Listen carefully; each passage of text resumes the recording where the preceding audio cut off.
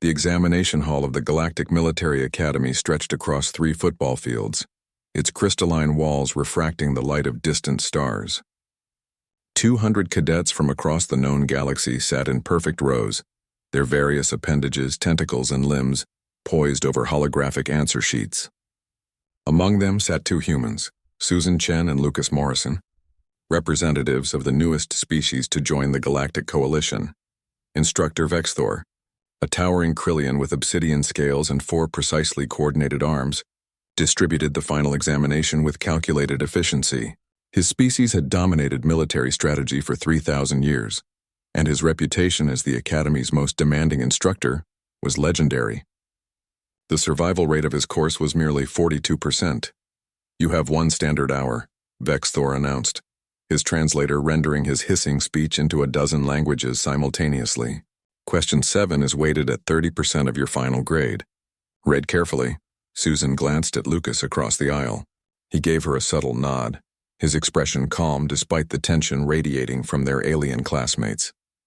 They had survived 6 months of brutal training, constant discrimination, and whispered doubts about humanity's worthiness to join the galactic community.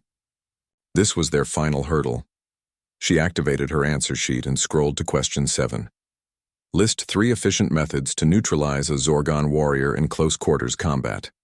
Explain the tactical reasoning behind each method. 3 methods. Simple enough.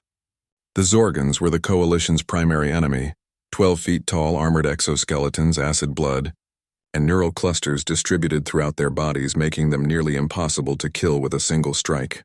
The Academy had spent weeks drilling the standard approaches into their heads. Susan began writing. Method 1. Target the primary neural cluster at the base of the skull with a plasma blade. Method 2. Use electromagnetic pulse grenades to disrupt their nervous system. Method 3. Exploit the weak points at the joint connections with high-frequency vibration weapons.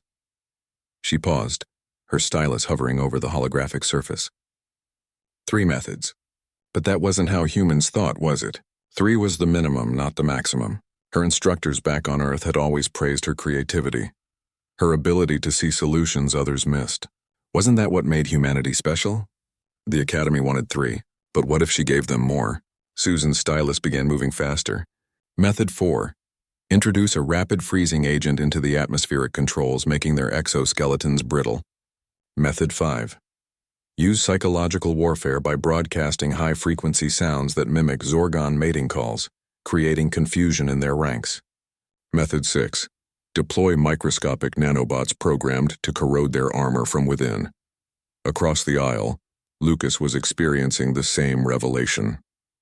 His military family had bred into him a simple philosophy: overwhelming force and maximum efficiency. 3 methods weren't tactics, they were limitations. His hand moved with purpose across his answer sheet, listing method after method with clinical precision. Method 7, Susan wrote, exploit their communal consciousness by capturing and torturing a single Zorgon, broadcasting its pain to demoralize entire units. She hesitated at that one. It was dark, brutal even, but the question asked for efficiency, not morality. Method 8, release a tailored virus that targets their specific genetic markers. Method 9, use gravitational manipulation to crush their bodies, bypassing armor entirely. Method 10, employ chemical agents that react with their acid blood, causing internal combustion. Time blurred. Susan was in a flow state now, her mind cataloging every weakness, every vulnerability, every creative application of available technology.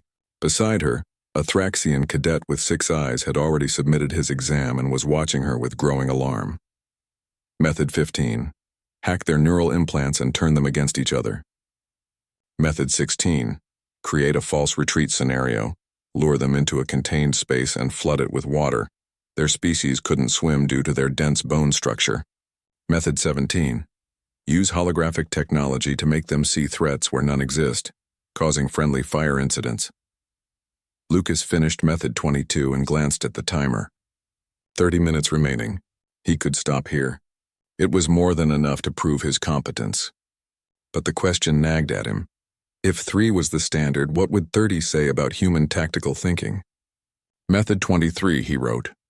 Deploy sound-based weapons that create resonance frequencies matching their exoskeleton composition, shattering them from within.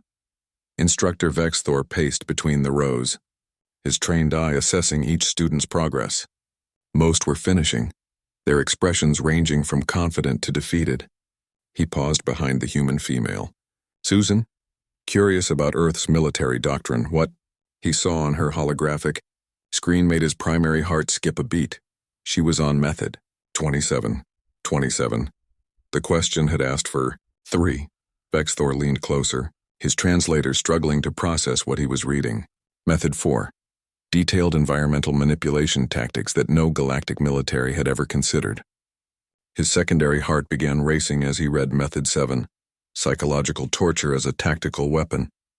The Galactic Coalition had banned such approaches 3 centuries ago as too brutal. Method 12 described biological warfare with such casual efficiency that Vexthor felt his stomach acids churn. Method 18 outlined a trap so elaborate, so perfectly designed to exploit Zorgon pack behavior that it could theoretically neutralize an entire battalion with minimal resources. His third heart stopped completely when he reached Method 23 on the male humans sheet Lucas had described, using captured Zorgon young as biological bombs, implanting them with explosive devices that their adult counterparts couldn't detect. The room tilted. Vexthor's forearms reached for the nearest desk as his vision blurred. 30 methods. The female human was writing Method 30 now, detailing something about manipulating stellar radiation to create a cancer-like disease specific to Zorgon physiology. His legs buckled. The great Instructor Vexthor, veteran of 17 campaigns, holder of the Coalition's highest military honors, collapsed unconscious to the pristine floor. The examination hall erupted in chaos. Medics rushed forward. Students abandoned their tests. Susan and Lucas looked up from their work, confused by the commotion. Did we do something wrong? Susan whispered to Lucas as Academy staff surrounded their fallen instructor. Lucas reviewed his answer sheet one final time, then shrugged. We answered the question. They asked for methods to neutralize the enemy. We provided them. Should we have stopped at 3? The question said list 3, not list only 3. Lucas replied with a slight smile. We're human. We don't do minimum requirements. When Instructor Vexthor regained consciousness in the medical bay, the Academy's headmaster was waiting with both humans' examination sheets. The Krillian instructor stared at the ceiling, his forearms trembling slightly. They're terrifying, he whispered. Absolutely terrifying. The headmaster, an ancient Varelian with centuries of wisdom, nodded slowly. Indeed. But there are terrifying humans now. The Zorgons should be very, very afraid. In the end, both Susan and Lucas received perfect scores. Their examination sheets were classified at the highest security level and distributed to Coalition military strategists across the galaxy. Within weeks, the Zorgon advance had stalled for the first time in decades. The other species of the Galactic Coalition learned an important lesson that day. When you ask a human for 3 solutions, prepare for 30. And when humanity joins your war, pray you're on the right side.